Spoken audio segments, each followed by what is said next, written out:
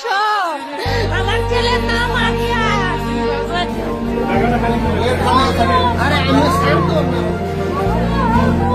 তোমার বুক খালি হয়ে যাচ্ছে।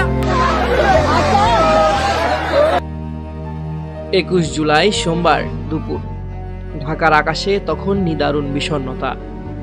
উত্তরার মাইলস্টোন স্কুল প্রাঙ্গণে শিশুদের কলকাকলিতে মুখরিত।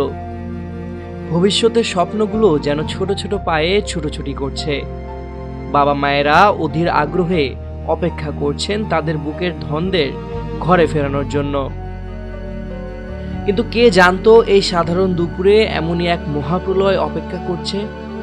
কে জানতো আকাশে উড়তে থাকা একটি প্রশিক্ষণ বিমান শুধু লোহার দণ্ড নয়, তাতে লুকিয়ে আছে এক অটুট প্রতিজ্ঞা, এক অবিশ্বাস্য আত্মত্যাগ।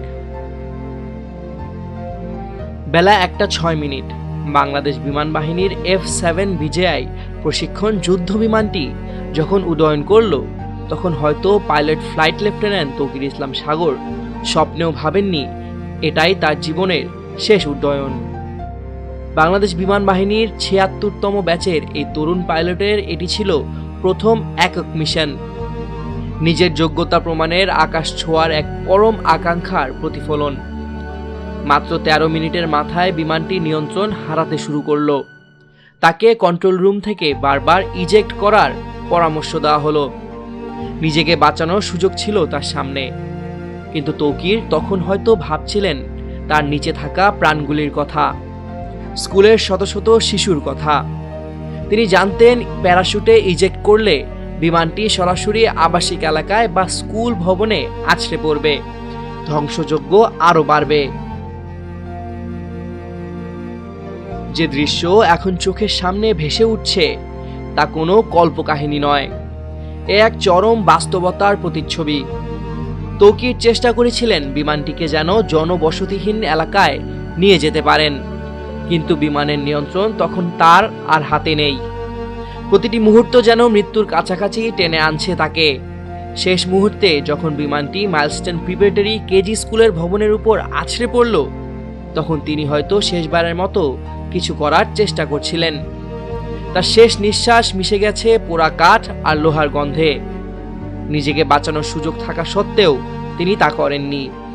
তার বুকের গভীরে ছিল একটি প্রার্থনা, যেন আর কোনো শিশুর জীবন না যায়। বিমান বিধ্বস্ত হওয়ার সাথে সাথে যেন পুরো উত্তরা জুড়ে নেমে এলো এক ভয়াবহ নীরবতা।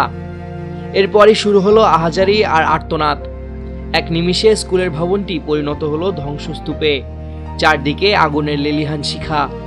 যে প্লে গ্রুপের শিশুদের কলকাকুলিতে ভবনটি মুখরিত হতো, সেখানে এখন শুধুই চাপা কান্না আর বিভীষিকাময় আতঙ্ক। মিস, আমার বাচ্চা কই?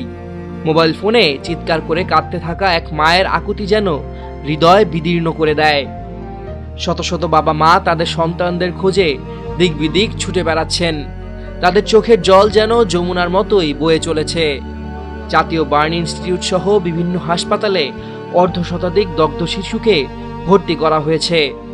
তাদের আর্তনাদ যেন বাতাসের সঙ্গে মিশে এক শোকের মাতম তৈরি করেছে। 14 বছরের শামীম, 15 বছরের মাহিন, 12 বছরের মুনতাহা, 10 বছরের আয়মান। নামগুলো যেন শুধু সংখ্যা নয়, প্রতিটি নামেই লুকিয়ে আছে এক একটি পরিবারের দুঃস্বপ্ন, এক একটি মায়ের অশ্রু ভেজা ফোঁটা।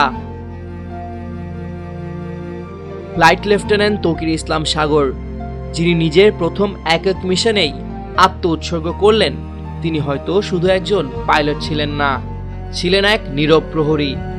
তার আত্মত্যাগ হয়তো হাজারো শিশুর জীবন বাঁচিয়েছে। সামিউল জয়, 21 টেলিভিশন।